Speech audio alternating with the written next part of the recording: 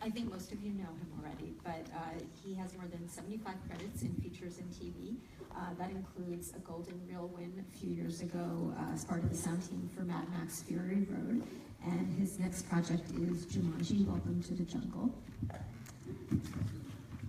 He began his career in London, moved to the US in 2012, and is now part of Sony Pictures post-production services. So your overall approach to this film when you started working on it with Edgar is you wanted the sound to be the way Baby would hear it. So tell us a little bit about, kind of what you talked to Edgar about in the beginning and your overall approach to the mix. So Edgar wrote this with the sound in mind. In fact, Edgar writes all his movies with sound in mind. When I got the script, I think 2014, it was actually an iPad app, and when you turned the page, it played the corresponding piece of music with temp effects. So the Harlem Shuffle piece was playing with footsteps and the odd dog bark and stuff. So he designed the movie to be a sound movie and for everything to work in syncopation with music. So it was a case of making as much as possible sync and work with the music as possible, and then also hearing stuff from Baby's point of view. So I don't know if you noticed when he pulls his earbud out, the corresponding channel of the music falls out, and it plays. Sometimes the whole scene just plays on the left-hand side of the mix. So we tried as much as we could to make you hear the movie from Baby's perspective. Yeah. So we'll try to go through different elements. Let's start with the dialogue. Tell us about what was recorded on location and what was ADR.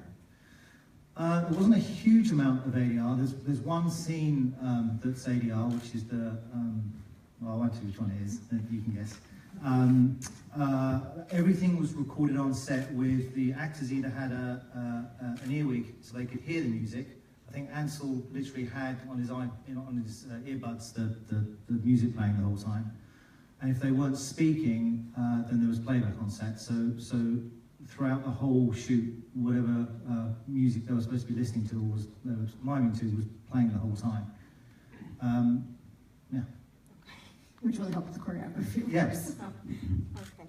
And then there is, of course, the music. Tell us about how you approached that mix.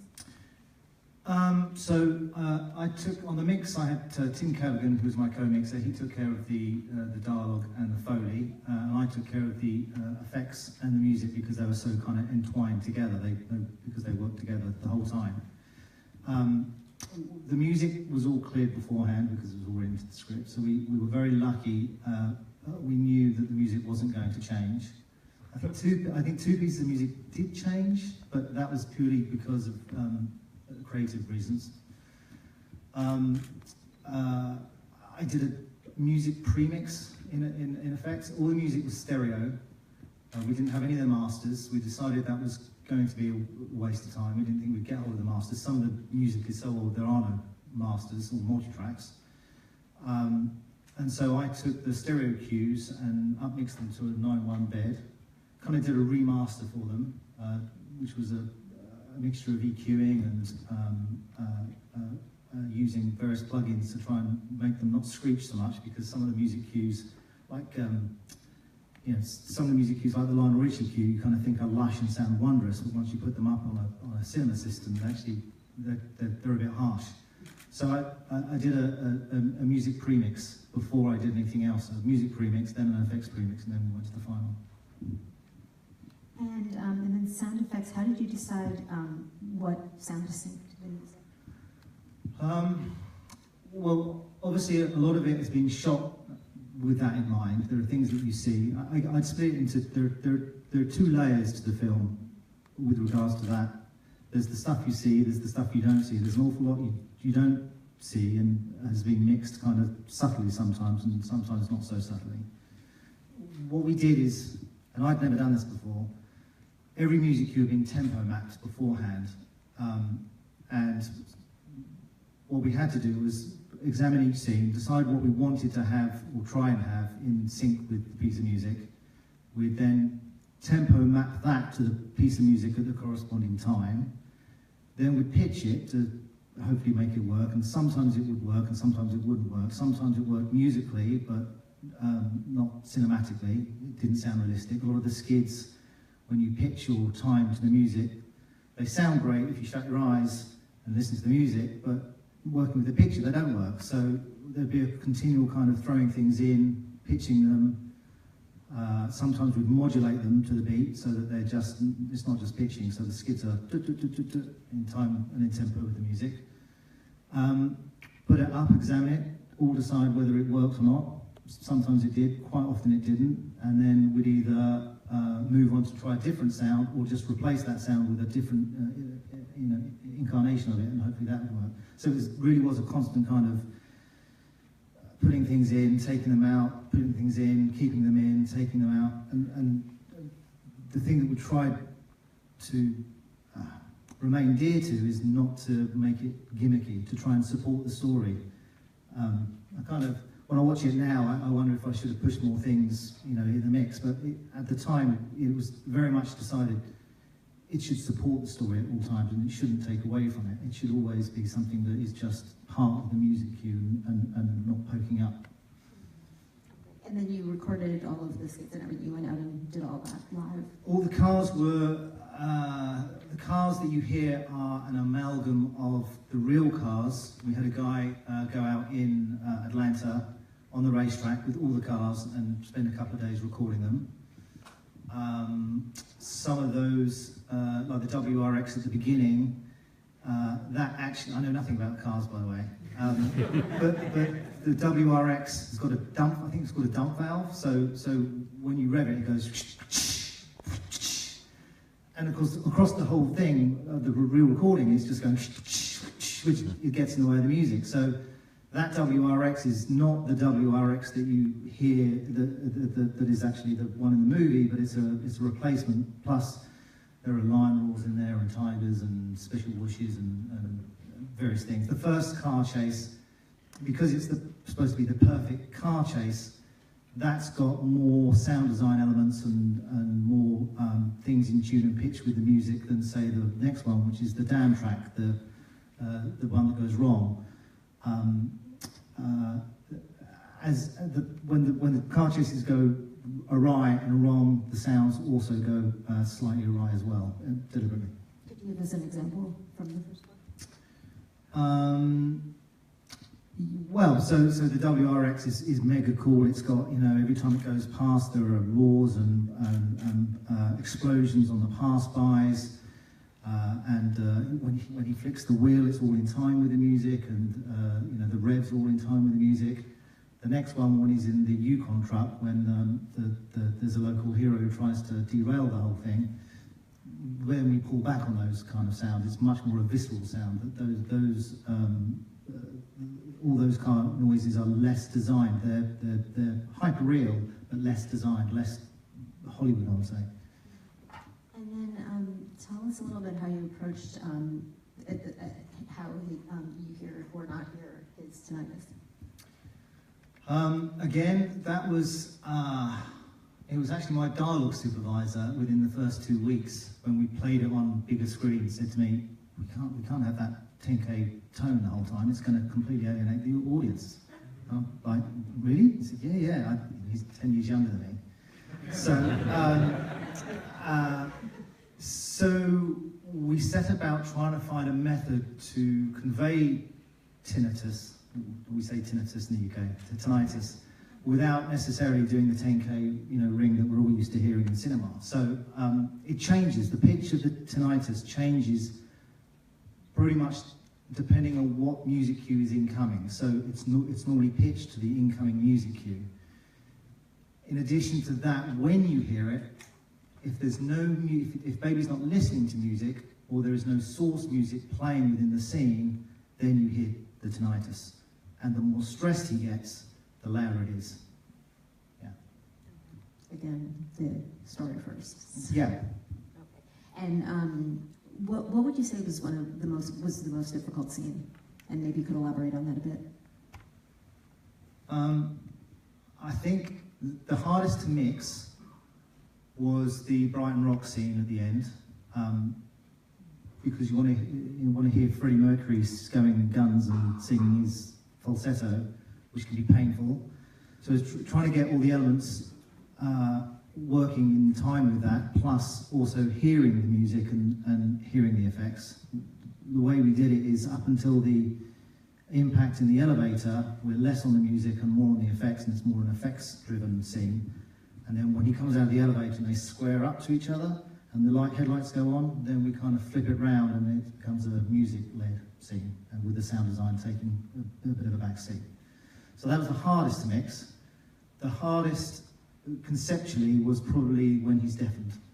It was trying to figure out how to convey the fact that he's just lost his hearing, or his hearing's just taken a heavy hit, and not alienate the audience to the point the audience have already heard tinnitus throughout the movie, but we wanted to escalate it to a point that the audience would then feel the pain that baby's going through, but not be sitting there kind of wincing at it. And then of course we do an EQ where everything you're hearing is then rolled off and sounding as if you've got your ears and fingers in your ears, but you want to hear the dialogue as well. So you want to convey that he can't really hear him, but you want to obviously understand the words.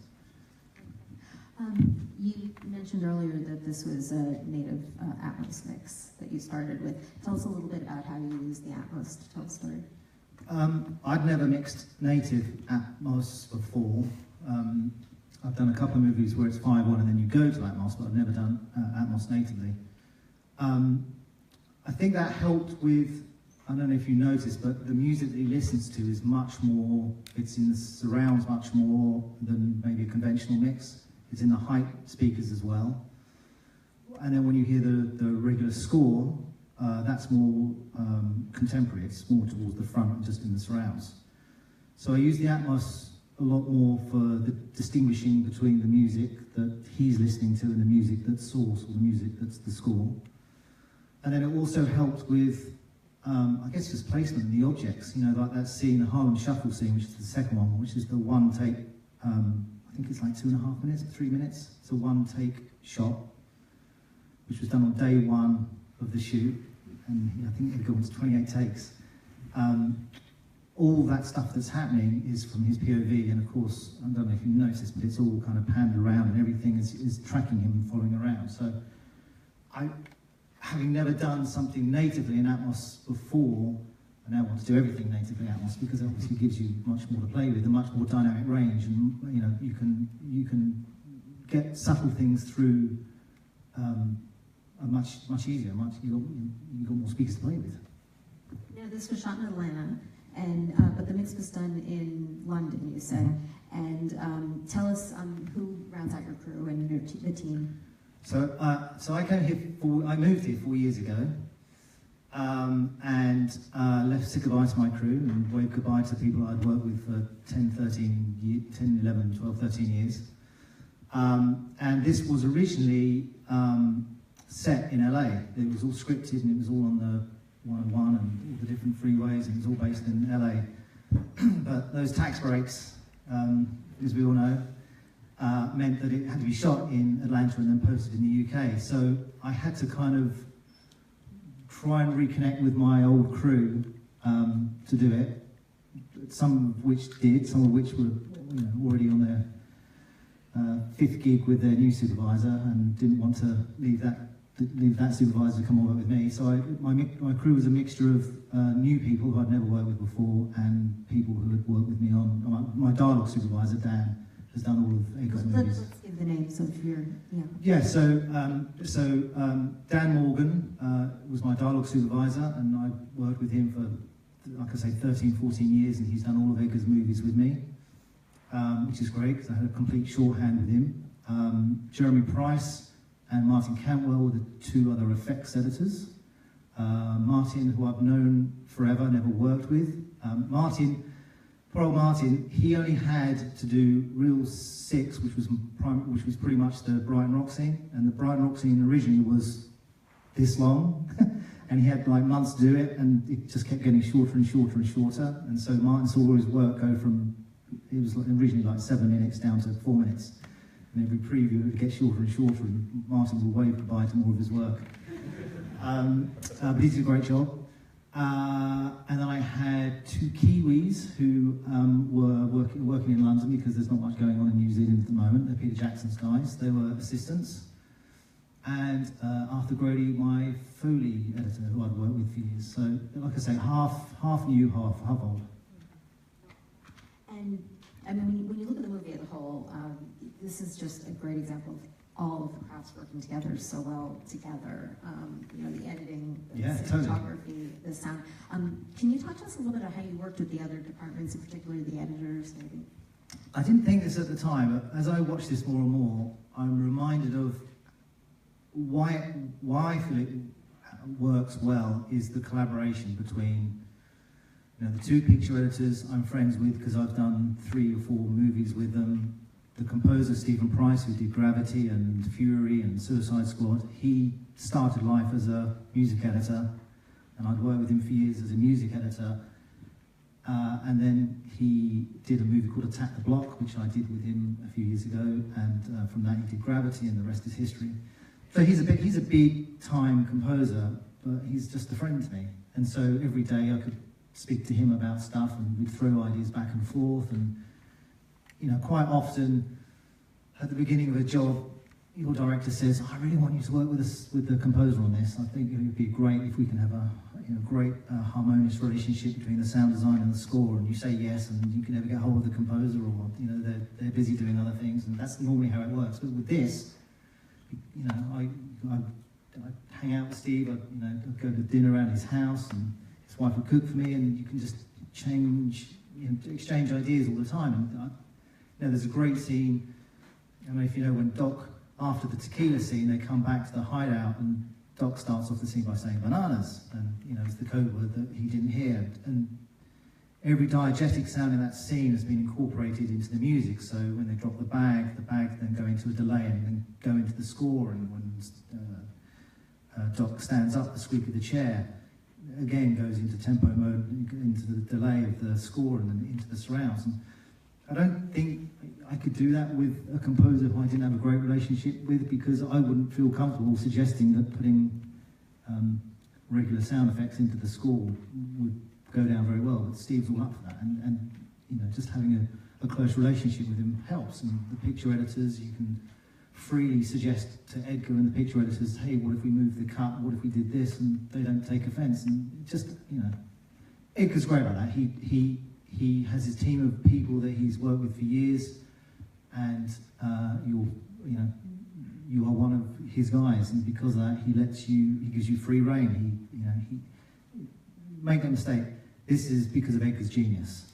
You know, it's him. He's written it from the ground up, and then he's very clever. He constructs an environment for you to work with, and he throws it over to you, and he says, "Right, now do what you want to do. Now add your 10, 20, 30% to it." And you're not afraid to suggest things. You're not afraid to say to him, "Can we try this?" In fear of someone saying, "Oh, that's not going to work, let's not try it." He's totally out for it. And the more I watch it, the more I'm reminded that that's what makes it. It's true collaboration, where everybody knows each other and everybody's friends with each other, and there's no delineation between hierarchy or people down the chain.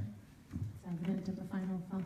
So I wanted to get through some basics quickly, but I also wanted to leave plenty of time for questions. So who would like to start? Oh.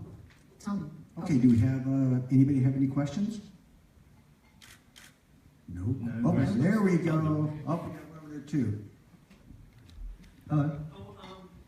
In essence, since all the effects are sometimes to music and that sort of thing, what was the hardest part about getting the balances between like elements that are stacked on top of each other in different scenes? In what regard? I mean, how do you synchronize different elements together, or what? Like choosing, I guess, so that you don't lose effects or lose, dialogue or things that are stacked on top of other sounds that are just, and you get this sort of mass of mud. Yeah, well, it's just experimentation, to be honest with you. Things like all the police sirens and the car chases, they are all sunk perfectly to the music cue at that time. So the first music cue, which is John Spencer Blues Explosion, you know, the click track for that is kind of going click, click, click, click, click, click, click, click, click, click, click, click, click, because it's a live, you know, it's a live thing, and the musicians grooving their thing. So when you tempo map the siren to that, it's not going woo, woo, woo, woo the whole time. It's woo, woo, woo, and if you hear that the whole time, it sounds wrong. So what we'd have to do is establish in the mix, establish the siren, let it work to the bit that sounds great, then take it away from the mix, reset the tempo so that you don't hear it, you know, slewing, then reintroduce it into the mix. And so constantly there are things coming in and out of the mix to make it work with the music, not necessarily cinema. Thank you. So it's a constant kind of trial and error of putting those things in. And the other thing is, like I said, that working with beats and bars, I've never done. I mean, I've worked on Pro Tools for 20-something years, and to me, it was always time code until I came to this country. Then it was feet and frames. And Pro Tools is this thing this other thing that we always moan about in the software updates, because it's for the muso people, and I've never had anything to do with it. So I had to be kind of scored and, no pun intended, you know, taught about the whole thing with beats and bars and tempo mapping and that aspect. I think we had another question. Yes, go ahead. So to kind of follow up on that, so was your Pro Tools session when you were mixing, was it all bars and beats rather than time code? No, it was to the surprise of my UK fellows, it was in beats and bars, because I've now got used to in footage, because I've now got used to working in feet. What we would do is we would identify what we wanted. We'd have food groups, A, B, C, D, E, F, G, and A and B would always be stuff that was in sync with the music. And so for those things, when we constructed them, we'd move to beats and bars, we'd work in beats and bars sessions, and then import those into the regular sessions. So when we're syncing to the music, we're working beats and bars, but then, you know, for 90% of the time in the editorial process or in the mixing, we're at feet. You said your delays were matched to the music as well, so those had to also be matched to the tempo. Yeah. And now, how long did it take you to conceptualize the synchronization of the effects when you were in the starting process from spotting to design to mix? Well, I had a great music editor who worked with us, who would sit with us and would advise on stuff like that. Again, it's just experimentation. Edgar did a movie called Scott Pilgrim. There's a fight in that. There's a lady called Roxy. And we did a whole thing there where every vocal, there's a dance track in the background, and every vocal and sound effect is delayed, is working with delays within the music. So we've done it on a couple of movies before, to a small degree. So we kind of took what we'd learned in that and implemented it on a bigger scale for this one. Any other questions? Yes, in the front. When you were... Oh, wait, here. I'm doing this because Mark Lunds is live streaming this to our MPSC Facebook, so other members around the world can enjoy. In all the gunfights, how did you choose between like the good guy side sounds differ from the bad guy sounds? I don't know if we did. I mean, as in they have different guns. So I guess that's a natural selection thing.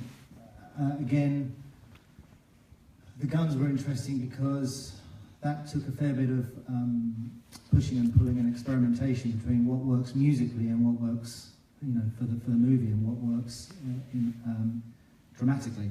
So we do a lot of experimentation. Kind of, we'd do a whole pass with one set of guns, play it against the music, decide that they weren't quite right, replace those with another set, and we just kind of find a way. I mean, it was all, you know, I'd never done anything like this before, so it was all up for grabs and all for experimentation. And quite often we'd have, like I say, Bradley, our music editor, would be with us, and he'd advise on what works, musically. When they're in a mix and you've got the church bell and the music editor says, "That's terrible, you can't have that in the mix, it doesn't work with the score."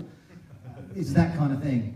So Bradley would say, this works perfectly with the pitch of the music at this particular time, and I'd say, well, yeah, I get that, but it doesn't quite work, or it sounds too good, or it doesn't sound realistic.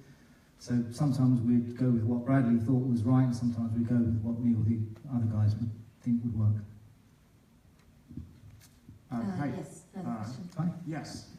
First off, thanks a lot for all this information that you're sharing. Thank you. I had a lot of fun. It was amazing.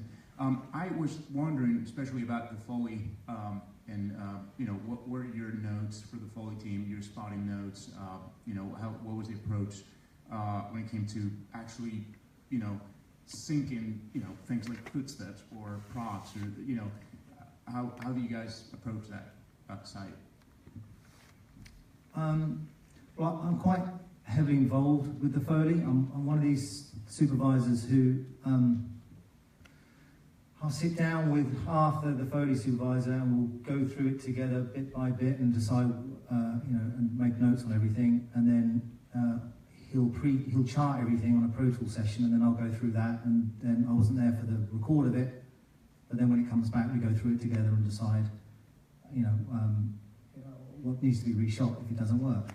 So there's a lot of Foley. Again, there's obvious stuff that's in camera and you can see them walking in tempo with the music. But then there's other stuff that you don't either appreciate because it's very subtle or it's off camera. Like when in the first scene, Doc drops the money bag in front of Baby and walks off. As he walks away, that's in tempo with the music. Now that wasn't planned. That was just in the dub. You kind of think, actually, wouldn't it be great if we, so you take it off stage, and that's then re-edited to work with the music and then brought back in. And in fact, a fair bit of that was done on the stage once you get all the ingredients in, and then you start to appreciate how much further you can push it or when you need to rein it back. So it's half of it is planned and half of it is just the joy of throwing stuff at the wall and seeing what sticks. Julian, I'm just wondering, I don't want to be the bastard in the room. If you had to do it again, would you do anything dramatically differently? If so, why? I'm certainly one of these people that when I look back at it, all I see is the things that I'd change or do differently. I certainly don't think it's nothing's ever perfect, right? I know I was so afraid of pushing the things that syncopated with the music to the point of the audience getting tired by reel 2 or reel 3, that maybe I'd push them a bit more. Maybe I'd push a few things out in the mix. What, do you think it's too forced? No, I feel that perhaps some of the sound design, the off-stage stuff, I could actually push a bit more. I feel that maybe I could have put away with doing a bit more and pushing stuff through the music. But then the whole point is it works with the music and not, it's always part of the music. Would it be fair to ask what you don't like, a particular piece that you just would love to rip out and go over? I mean, there's not. There's not. I mean, my quibbles are tiny little level things like 1 or 2 dB. There's certainly nothing that I would. Having said all that, what I was saying about being critical, I remember being on the plane coming back here in February and thinking to myself, that's as good as it's going to get. I can't see myself doing another movie where I'm going to be so proud of what I've done with regards to stuff that hasn't been done before. So I'm extremely proud of it. I'm just talking little nibbles with pushing the siren 2 dB here or maybe panning it a bit further to the surround. But other than that, I'm very happy. It's inevitable. Yeah. Okay, I think we have a question on the far side of you. We have one over here first. You're next. Oh, okay. First of all, I just wanted to say thank you. It's been incredibly informational and educational for to be able to see and hear you answer questions. Thank you. From the perspective of sound design, in terms of balancing the two different layers and then additionally emotionally throughout the film, did you ever have an aha moment where everything kind of crystallized in terms of what, or the idea that you had in your head versus what you were able to transpose to the screen? Could you give an example if that happened? You mean it's a time when the first time it clicked, you mean? You mean in a good way? Correct. Oh. I remember the first 2 weeks. My first 2 weeks, I was on my own, my crew hadn't started, and I literally thought, how the fuck do I do this? Because I was trying to pitch it, I wasn't even aware of tempo mapping or you know, I just literally, I'd have pitching time and I'd try and stretch things, I'd pull things out a little bit and it wouldn't work, and then I'd pull it back again, it wouldn't work, and then I'd pull it out a bit more and it wouldn't work, and the whole concept of mapping to a tempo was alien to me. And once that was shown to me, once Bradley explained how that worked, that was a eureka moment. It's like, oh my God, I'm not going to go mad, or my crew's not going to go mad. I think the scene that I was, you know, as a complete thing that is the music and the design, I think is the tequila scene, which is because there's, you know, there's stuff that's happening on screen, all the ricochets that are happening that you don't see are all in tempo with the music, and they're banging off the surrounds. And I think the first time I would frequently watch this with my crew and get goosebumps, which doesn't happen very often in our lives as sound editors. I mean, and I remember the first time I watched that with all the elements in my cutting room. I had a 7:1 cutting room, and getting goosebumps and just thinking, wow, that's pretty cool. Yeah. Okay, yes. Yeah, I had a question about the big gun battle, because I'm a production person and have seen actors shoot machine guns. Did you do visual effects too? Well, not you, but did they do visual effects, removing muzzle flashes or anything? Because you were very much in sync with machine gun fire, and it's sort of an impossible thing to expect an actor to shoot the machine gun specifically to beats within the music. So did they take out muzzle flashes and you added the sound effects, and the guns were firing more than we thought they were firing just because we were tricked visually and with sound, or did they miraculously actually shoot the gun in? I think it is that. I think it is that. I know that, so for that tequila scene, I know they did intense rehearsals shooting the guns in tempo with the music, and I know that on the day when they went to shoot it, the playback, the guns were so loud they couldn't even hear the playback, but they'd learnt it so well that they could, you know, John Hamm was da-da-da-da, da-da-da, da-da-da, and knowing where he was supposed to shoot. There were some muzzle flashes that were post-added, most of them are real. In fact, in that sequence, some of the muzzle flashes are out of sync with our guns because they are slightly out. So the gunshots are in, but the muzzle flashes are slightly out, but you don't appreciate that because it's going so quickly. Yeah, I thought maybe some muzzle flashes were removed to actually trick you for... I don't think they were. If they were, I'm unaware of them.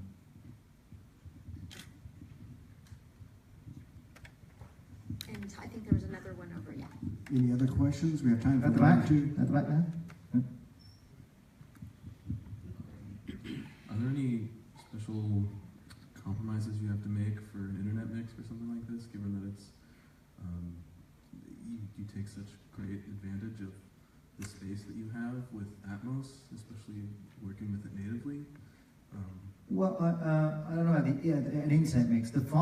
I found it mentally quite hard just going from Atmos to 5.1, having spent weeks and weeks in this, you know, an amazing environment where you've got control of so many speakers and you can do what you want with them. I think we had 3 days to do the 5.1 fold down, which I think is pretty good for this day and age. I think that those time spans are getting less and less. And at the time, I remember being quite disheartened, thinking, oh, I don't like the 5.1 mix. But then I've actually heard it recently, and I think I was giving myself a hard time. I think that all the information is there. I mean, it's all, from there, it's always a kind of compromise. Every theatre, I mean, I've heard it in 3 or 4 different theatres in the past week, and it's always a compromise. Every theatre sounds differently, and sometimes the sub's not working as great as you want it to, or sometimes the surrounds aren't sounding as great. It's never really going to sound as you wanted it to do when you were mixing it, and you kind of have to accept that and let it go a bit. But I mean, the stereo mix is all there. It's just spatially, it's that as opposed to that. We're going to do one more question because the front gate's going to close around midnight and we'll be having a sleepover. So, in the back. Hi, one more question, and also from a production sound point of view, I had a similar thought as Robert had down there.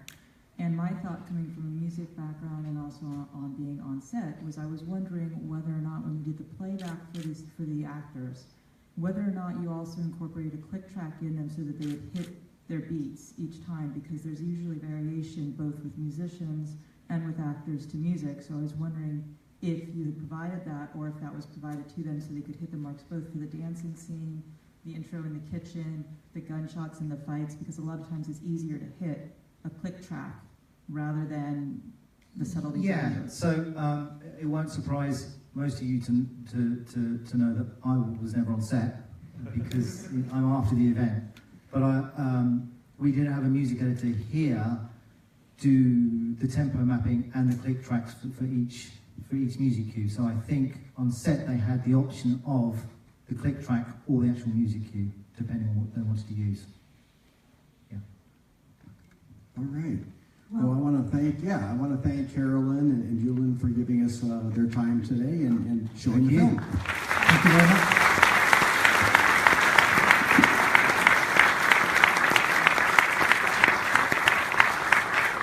So thank you all for attending the event tonight, and hopefully you'll come to more MPSC Sound Device events in the future. And enjoy the rest of the night. Before you leave, can I get a picture of you, Caroline?